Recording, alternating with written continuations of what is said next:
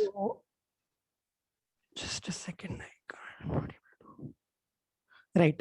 So in October, when DC sir, Mr. Rajesh Jogpal joined Charkhi Dadri, he identified he wanted to work on the malnutrition issue in the district, having worked on it in his previous tenures as well. And a review by him revealed this picture in the district at that point of time. There were 44 severely underweight children as reported by Women and Child Department, and there were 1215 moderately underweight children that were reported by WCD. Now that reporting itself is a big, there's a lot of contention in there, but we thought that we'll go ahead with this data for now, for then.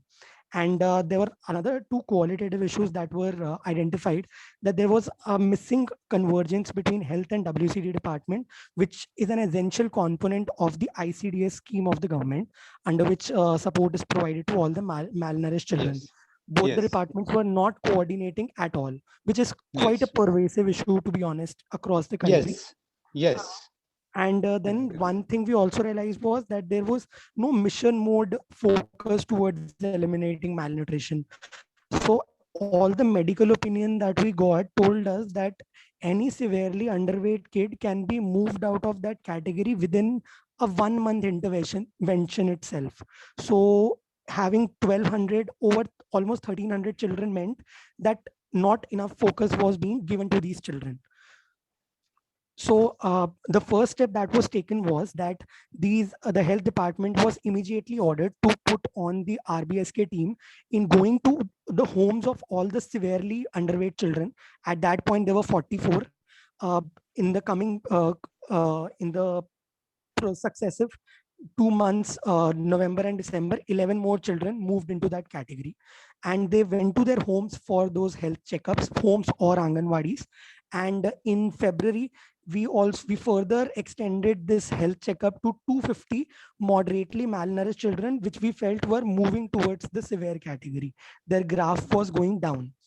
And this is what the picture revealed. We found out that out of those 250, around 60 were not in their village at the time of when the doctors went to these homes. So what we found was that around 210 or 13 of these children required purely nutritional intervention. All they needed was probably better food or more food, and their situation could have been improved, while 28 children required specific medical interventions. We identified the conditions that are listed on the right: cerebral palsy, meningitis, epilepsy, squint, and all the other conditions that have been specified. These were diagnosed in these children, and what we realized was they were not being treated because uh, either the doctors had not gone to these children, or even when these parents had been asked to go to the hospital, they had not followed up on that referral.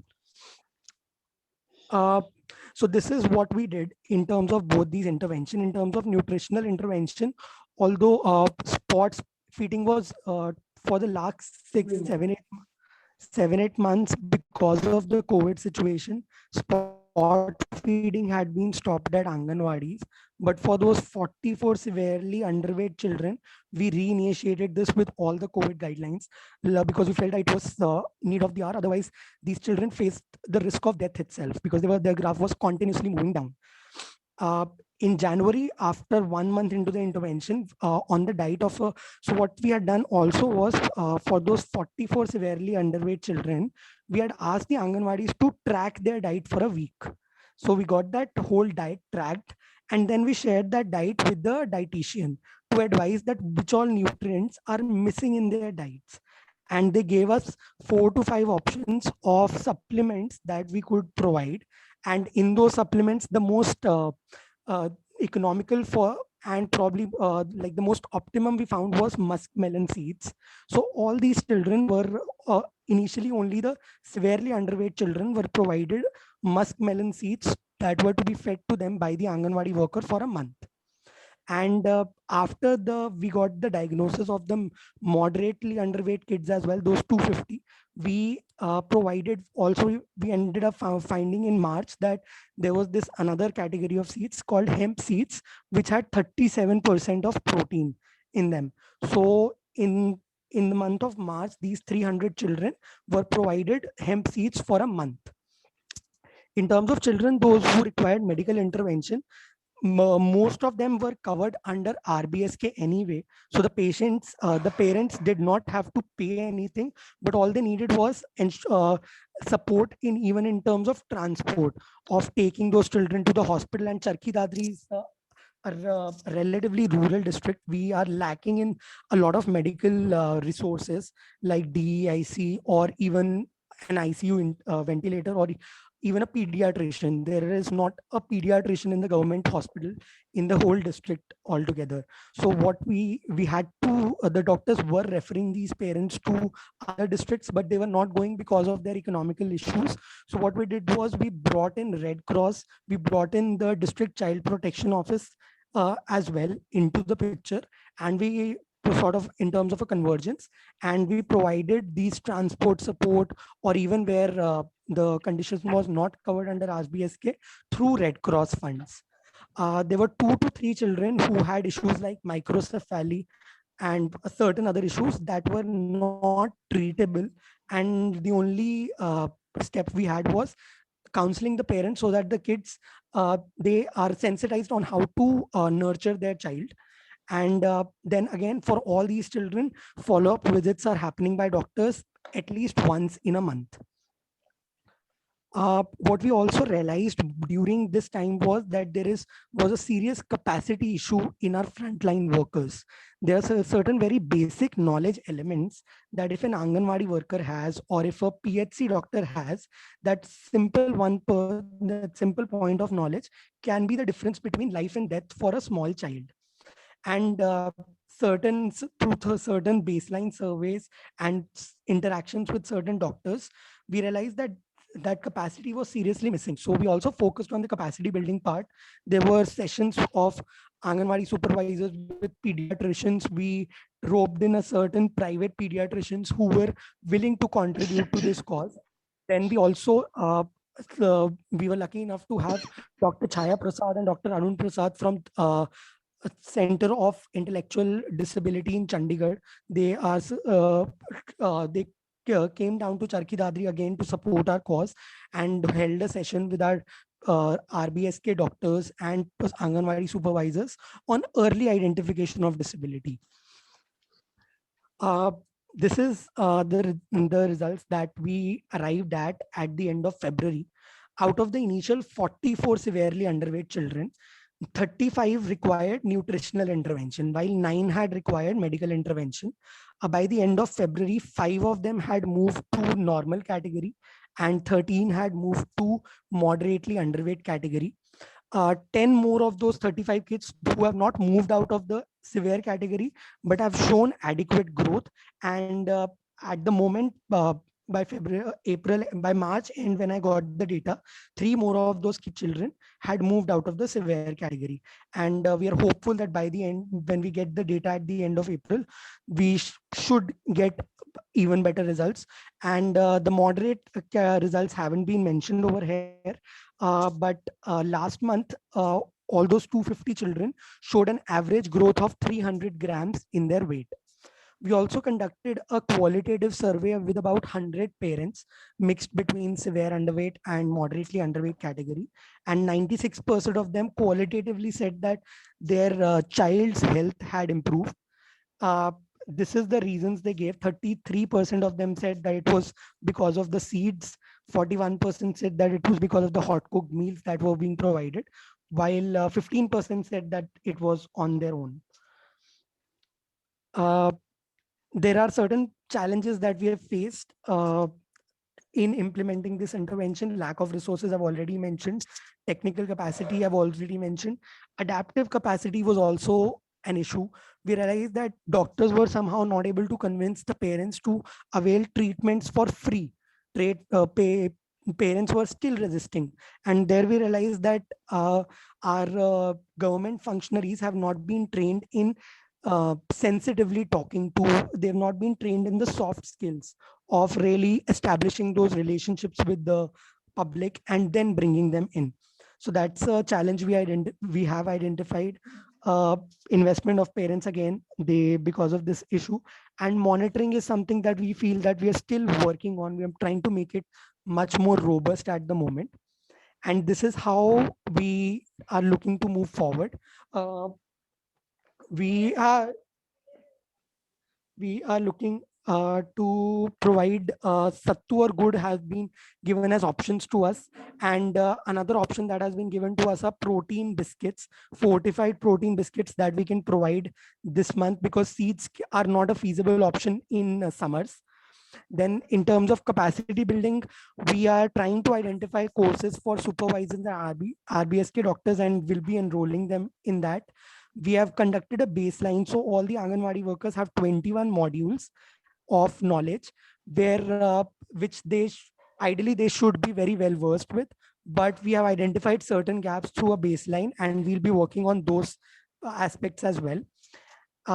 Then in terms of sustainability, we are regular data backed reviews are happening every month, and now health department and WCD have been ordered to hold meetings without the requirement of DC sir being there every second and fourth Friday in a month, and those minutes are to be shared with the DC office. We have also drafted an SOP for all these departments, and we are working on enforcing the same. And at the same time, we're also trying to identify and onboarding a civil society partner who can ensure accountability from all these functionaries when even when DC sir is probably transferred out of the district.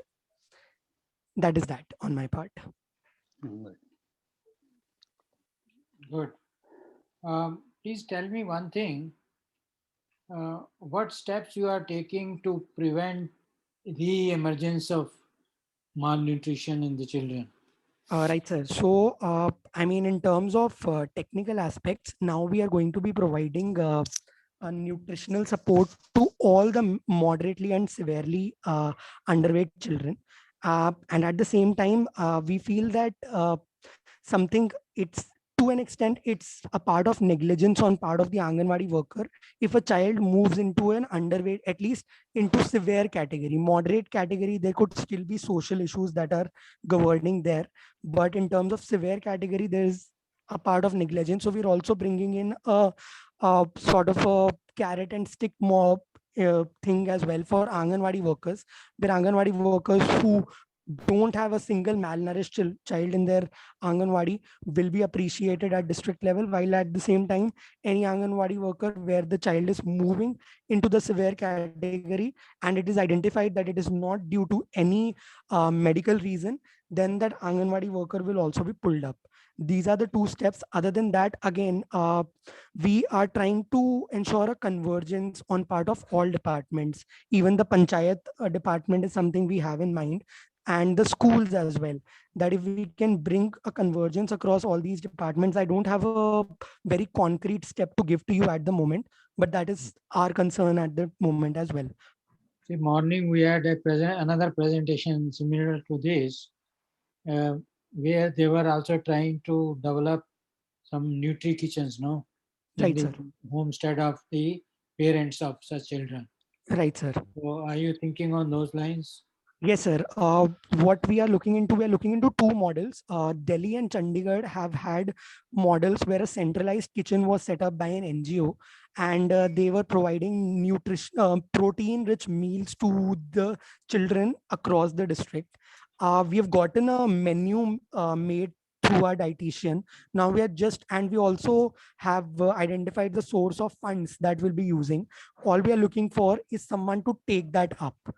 We would have started that drive 2 weeks back itself, but just got hampered because of the COVID situation. DC sir got uh, really caught up with that, but that will be we are trying to do that by the end of mid May itself, to set up a centralized kitchen itself.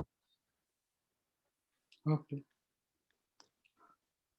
I have one basic fundamental question, in the sense that most of these malnutrition occurs from mother's health. Right, sir. So, because mothers are not fed properly. Right, sir. Right, sir. And now, what is the step? What are the steps that you are taking so that you don't have children which are malnourished right from the birth? Right, sir. So Sir, any program for the mother's health? yes, sir. So what we also did an analysis to, we asked the WCD department only to do an analysis of the past 3 years of why children had died. And we got the database clearly highlighted that a lot of stillbirths were happening, and that clearly, as you only pointed out, that is because of the mother is not healthy themselves. Yes. So a couple of steps that we are taking to streamline the already existing processes. One is the antenatal camps that happen every month on 9th of May. We are trying to ensure that all the women actually reach those camps. And we are working on that data.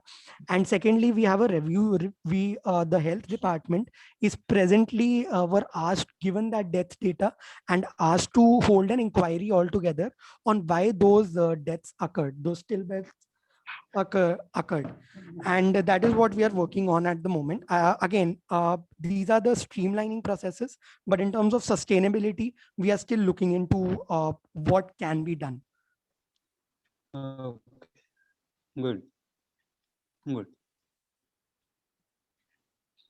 Okay, I think we can move to the next one.